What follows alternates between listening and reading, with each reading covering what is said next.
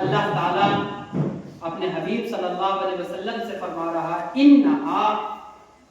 انہا تذکرہ، بے شک یہ آیتیں جو ہیں قرآن میں، جو یہ آیتیں ہیں انہا تذکرہ، یہ آیتیں نصیحت ہیں۔ تذکرہ مطلب یہ آیتیں کیا ہیں؟ نصیحت ہے۔ فمن شاء ذکر، تو جو چاہے اس نصیحت کو یاد کر لے، جو چاہے اس نصیحت کو یاد کر لے، اور یاد کرنے کے بعد اس نصیحت کے تقاضے کے مطابق اس پر عمل کرے۔ نصیحت سے جو سمجھ میں آئے، جو فائدہ سمجھ میں آئے، اس فائدے پر جو چاہے یاد کر لے، جو چاہے عمل کرے۔ اور ظاہر سی بات ہے کہ قرآن شریف کی آیتوں کو جو ہمارے لیے نصیحت ہے، جس کو اللہ تعالیٰ نے، جن آیتوں کو اللہ تعالیٰ نے ہمارے لیے نصیحت بنایا تاکہ ہم اسے یاد کر کے اس کے تقاضے کے مطابق اس پر عمل کریں اور اپنی زندگی کو قرآن کی روشنی میں گزاریں، تو یہ آیت جو ہے قرآن کی آیتیں، یہ نصیحت ہے۔ جو چاہے اس سے نصیحت حاصل کر لے، اس کو یاد کر لے۔ فی صحف مبین، نصیحت کہاں ہے؟ یہ آیتیں کہاں ہیں؟ اب اس کو بتایا جا رہا فی صحف مکرمہ مرفوعات مطہرہ، یہ عزت والے صحیفوں میں، مرفوعات مطہرہ، پاکی والے، بلند قدر والے، یعنی اس صحیفہ میں ہے، ان صحیفوں میں ہے جن کا مقام یہ ہے کہ وہ عزت والا ہے، حرمت والا ہے، مقام بہت بلند و بالا ہے، مقام بہت بلند و بالا ہے، اور مطہرہ، یہ کیا نام ہے؟ پاکی والا ہے، اور ناپاک لوگ اسے چھو بھی نہیں سکتے، ناپاک لوگ اسے چھو بھی نہیں سکتے۔ اللہ اکبر، پاک ہی لوگوں کو حق ہے کہ اس صحف کو، یعنی اس صحیفہ کو، قرآن کو چھوئے۔ ان کی آیتوں کو چھونے کا صرف پاک لوگوں کو ہے۔ جو ناپاک لوگ ہیں یا کسی وجہ سے ناپاک ہو گئے ہیں، ان کو حق نہیں ہے کہ اس کتاب کو چھوئے، چھونے کا حق نہیں ہے۔ آئی بات سمجھ میں؟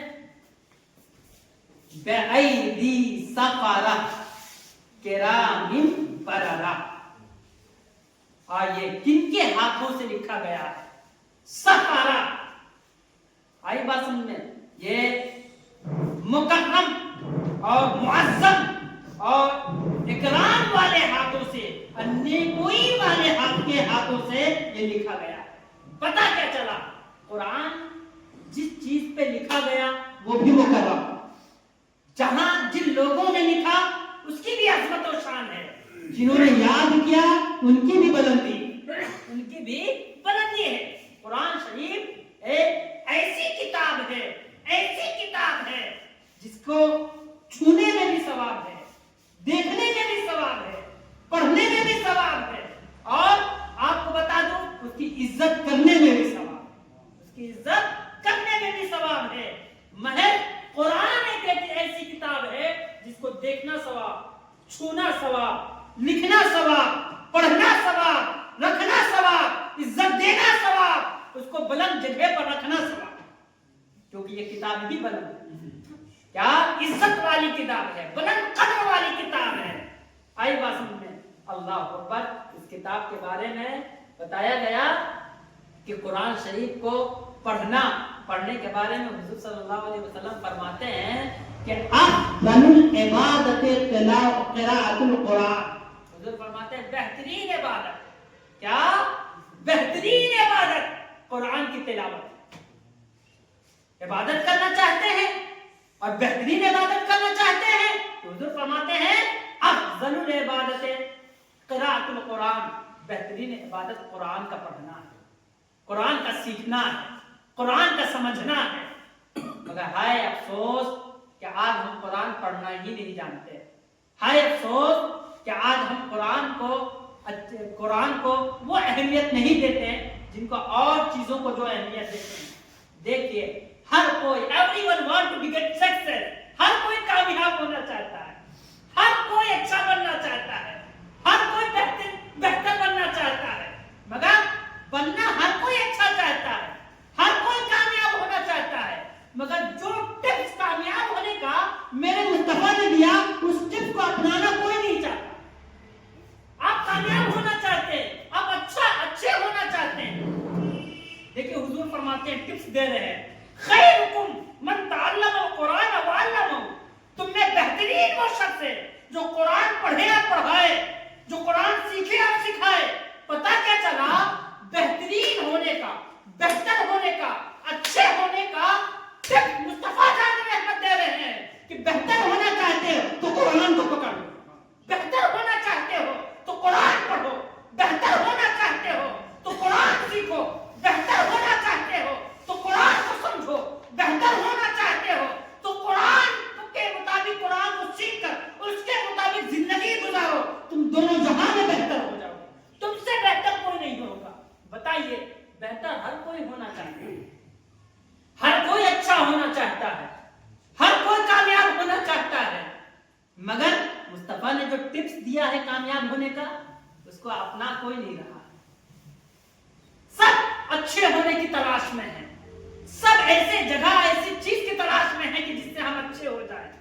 बाप साहब बेटा को अच्छे करने के लिए, बेटी को अच्छा करने के लिए बेहतरीन कॉन्वेंट में एडमिशन करवाते हैं, बेहतरीन स्कूल में एडमिशन करवाते हैं, इंग्लिश मीडियम में एडमिशन कराते हैं ताकि मेरा बेटा कामयाब हो जाए, मेरा बेटा अच्छा हो जाए। जनाब सुनो, कामयाबी स्कूलों में नहीं है, कामयाबी इंग्लिश में नहीं है, कामयाबी मुस्तफा के फरमान को फॉलो करने में।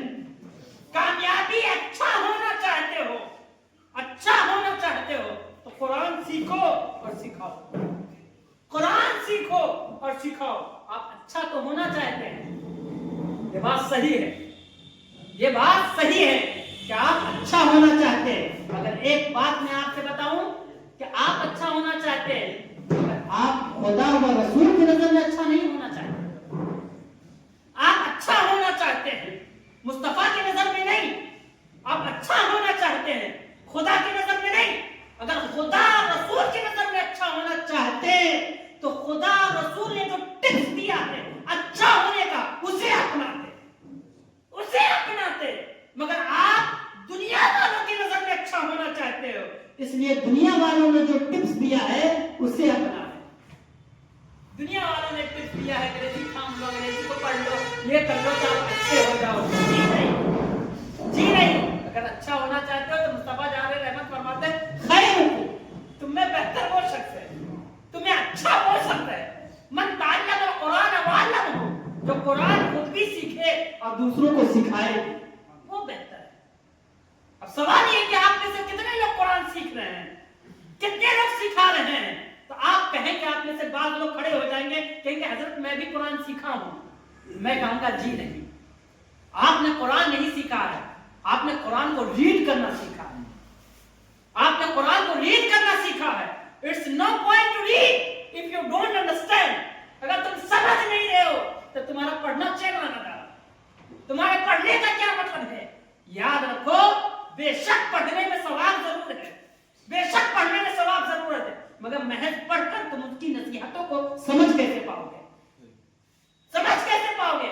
हम अपने आंखों से चलते हैं, हम अपने आंखों से चलते हैं। देखिए आपको बता दें, हमने कुरान के साथ, हकीकत आज बता रहा हूं, हमने कुरान के साथ मिसयूज किया, हमने मिसयूज किया है। कैसे? देखिए, जब बात आती है अंग्रेजी की तो हम अपने बच्चों को अंडरस्टैंडिंग सिखा रहे हैं, A for apple, B for ball, C for cat, इस तरीके से हम अंग्रेजी अपने बच्चों को पढ़ा रहे हैं कि वो समझ के ग्रोथ करें, समझ कर आगे बढ़े। और जब बात आती है अरबी जबान की तो अलिफ बे ते अलिफ बा ता सा सलमा रज़का ज़रबा समिया हम पढ़ते हैं मगर समझते नहीं, हम समझते नहीं हैं। जी नहीं, जी नहीं। कुरान को समझ कर पढ़िएगा तो सवाब भी मिलेगा और कुरान से खजाना भी मिलेगा।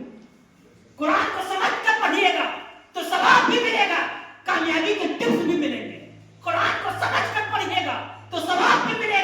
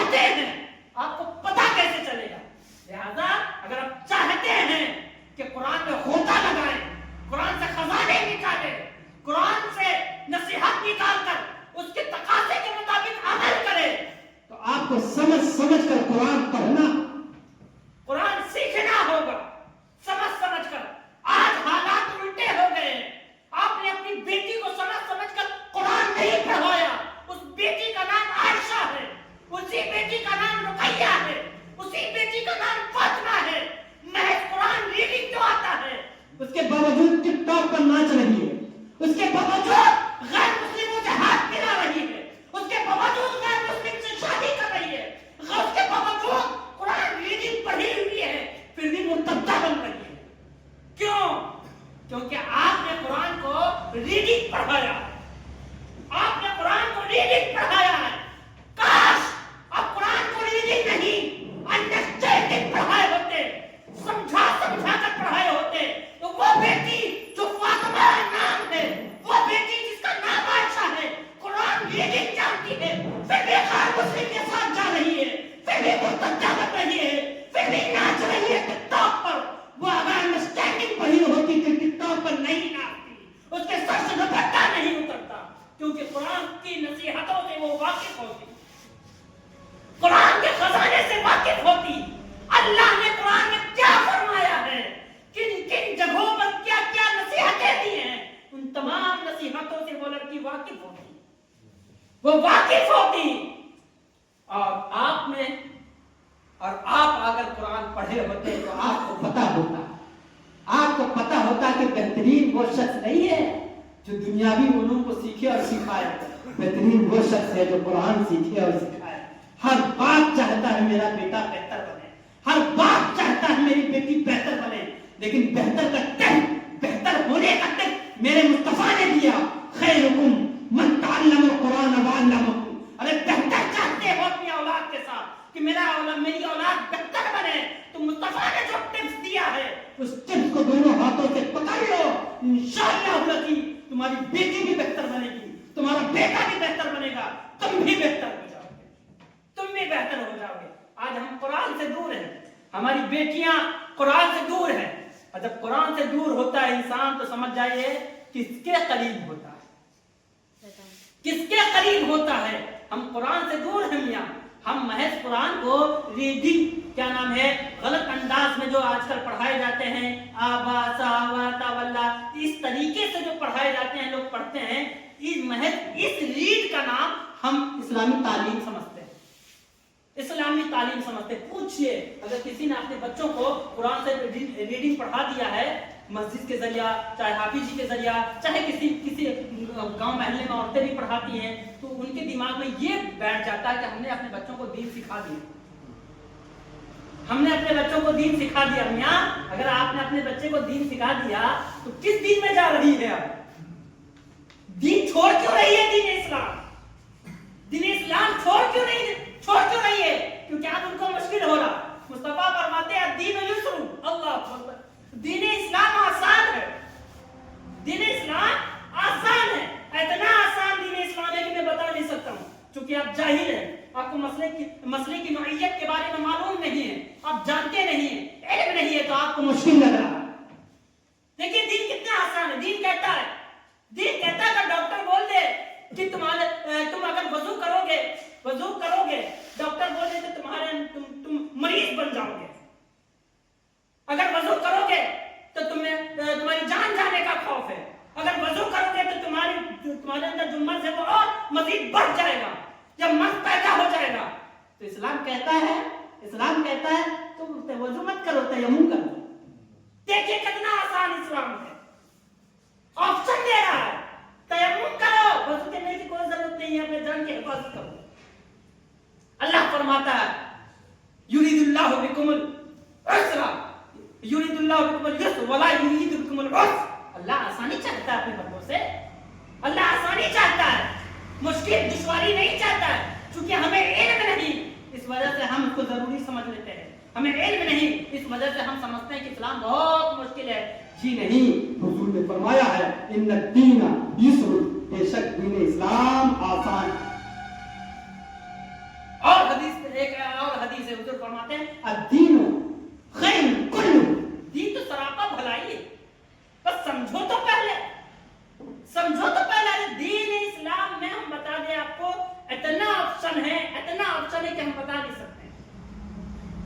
اب بتائیے فرائض نماز میں قیام آتا ہے، نماز میں کھڑا ہونا فرض ہے، مگر آپ کے پاس اگر استطاعت نہیں ہے، کھڑے ہونے کی تاب نہیں ہے، تو دین کہتا بیٹھ جاؤ، بیٹھ کے نماز پڑھو. آپشن، بیٹھ کے نماز پڑھنے کی تاب نہیں ہے، سکت نہیں ہے، اسلام کہتا لیٹ جاؤ.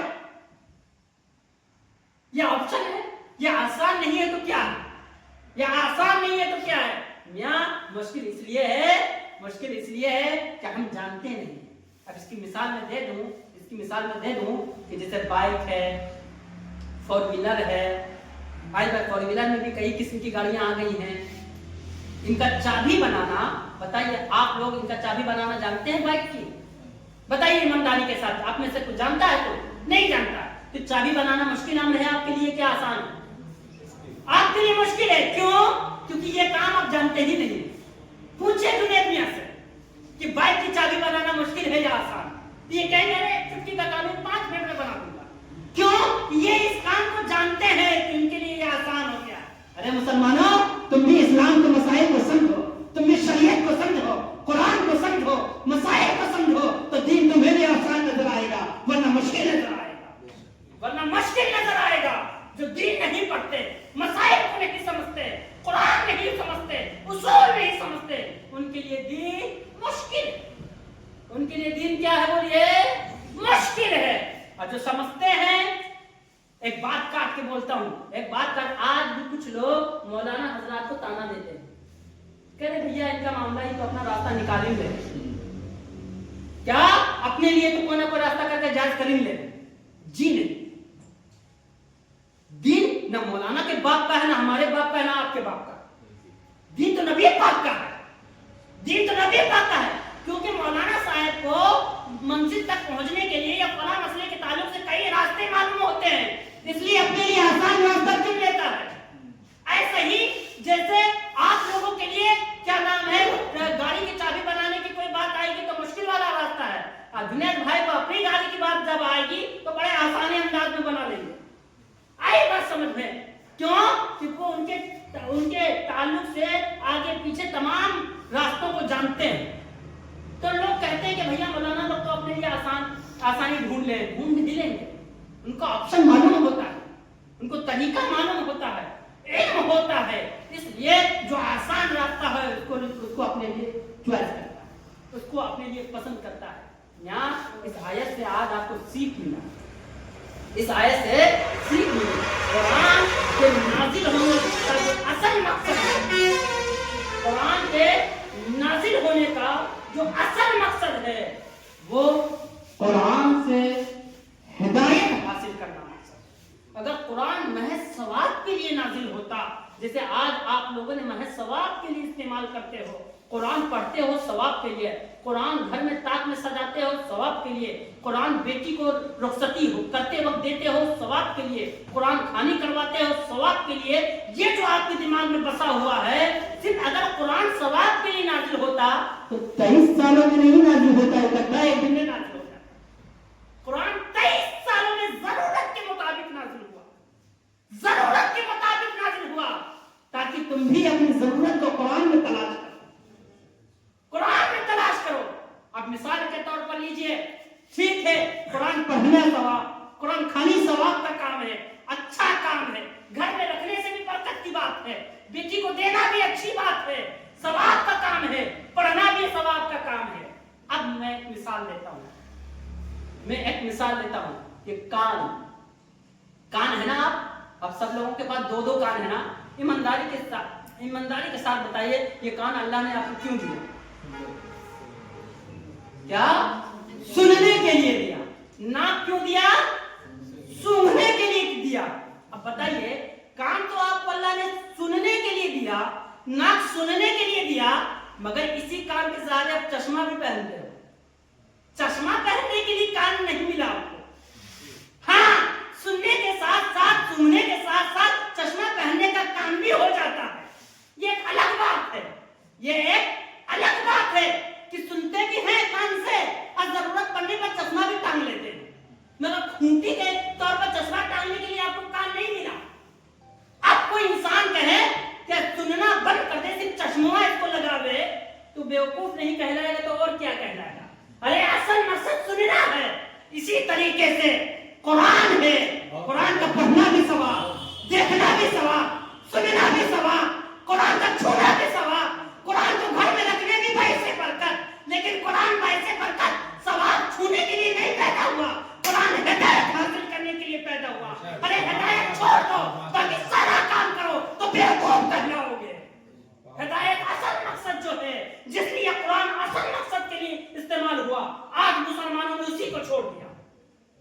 کو چھوڑ دیا، باقی سارا کام ہو رہا ہے۔ یہ جو قرآن پڑھنا ثواب ہے، قرآن خوانی کرانا ثواب کا کام ہے، گھروں میں رکھنا برکت کا کام ہے، یہ پلس پوائنٹ ہے جناب، یہ پلس میں ہے۔ قرآن خوانی کے لیے نازل نہیں ہوا۔ میں اپنے سامنے کہہ رہا ہوں، پوری دنیا یہ بات سنے گی، قرآن خوانی کے لیے نازل نہیں ہوا۔ قرآن کیا نام ہے بیٹی کو رخصت کرتے وقت دینے کے لیے نازل نہیں ہوا۔ قرآن برکت حاصل کرنے کے لیے، گھر میں سجانے کے لیے نہیں نازل ہوا۔ قرآن ہدایت کے لیے نازل ہوا۔ قرآن اس لیے نازل ہوا تاکہ تم قرآن کو پڑھ کر، قرآن کو سمجھ کر، قرآن کے مطابق اپنی زندگی کو سنوارو۔ اس لیے قرآن نازل ہوا جناب، اس لیے نازل ہوا۔ مگر آج ہم نے اصل جو ہے، اصل ہدایت، اصل جو ہے قرآن جس لیے نازل ہوا اس کو چھوڑ دیا، باقی سارے کاموں کے لیے استعمال کر رہے ہیں۔ آپ لوگ یہ مت کہیے گا کہ حضرت نے آج بیان کیا ہے کہ قرآن خوانی جائز نہیں ہے، جی نہیں ہے، نہیں بول رہا ہوں میں، بات کو سمجھیے۔ قرآن خوانی ثواب کا کام ہے، اچھی چیز ہے، مگر مقصد قرآن خوانی ہی نہیں، مقصد قرآن سے ہدایت حاصل کرنا ہے۔ اور قرآن سے آپ ہدایت کب حاصل کریں گے؟ جب قرآن کو سمجھیں گے تب حاصل کریں گے، محض ریڈنگ سے آپ کو سمجھ میں نہیں آ جائے گا۔ لہذا آپ لوگ بھی ہوش میں آئیے، اور حضور نے جو ٹپس دیا ہے اچھا بننے کا، کیا اچھا بننے کا جو حضور نے ٹپس دیا ہے، خیرکم من تعلم القرآن وعلمہ، تم میں بہتر وہ شخص ہوگا، تم میں بہتر وہ شخص ہے جو قرآن سیکھے اور سکھائے۔ لہذا حضور کے ٹپس کو اپنائیے اور اپنی اولاد کو قرآن انڈرسٹینڈنگ کے ساتھ سکھائیے، آپ بہتر بن جائیے، اپنی اولاد کو بہتر بنائیے۔ اور جب قرآن اس طریقے سے آپ بہتر بنیں گے، نبی کے ٹپس کو فالو کر کے جب بہتر بنیں گے، تو آپ اللہ اور اس کے رسول دونوں کی نظر میں بہتر رہیں گے۔ اور دنیاوی اگر بہتر چاہ رہے ہیں تو ظاہر سی بات ہے تب یہ ٹپس کا کوئی مطلب نہیں ہے آپ کے لیے۔ یہی وجہ ہے کہ آپ بہتر تو چاہتے ہیں مگر قرآن کی طرف آپ نہیں آ رہے ہیں، بہتر تو بننا چاہتے ہیں، اپنی اولاد کو بنانا چاہتے ہیں مگر قرآن کی طرف نہیں لا رہے ہیں۔ اس سے سمجھ میں آتا ہے کہ آپ دنیاوی اعتبار سے بہتر بننا چاہتے ہیں، آپ اللہ اور اس کے رسول کی نظر میں بہتر نہیں بننا چاہ رہے ہیں، دنیا والوں کی نظر میں بہتر بننا چاہ رہے ہیں۔ اس لیے دنیا والوں کا جو تقاضا ہے اس تقاضے کو پورا کرنے کے لیے بڑے بڑے اسکولوں میں بیش زیادہ پیسہ دے کر ایڈمیشن کرا کر دنیاوی علوم میں ان کو مشغول کر دیا۔ کاش اب اللہ اور اس کے رسول کی نظر میں بہتر بننے کی تمنا رکھتے تو پھر یہ نبی دو عالم صلی اللہ علیہ وسلم کا یہ ٹپ، خیرکم من تعلم القرآن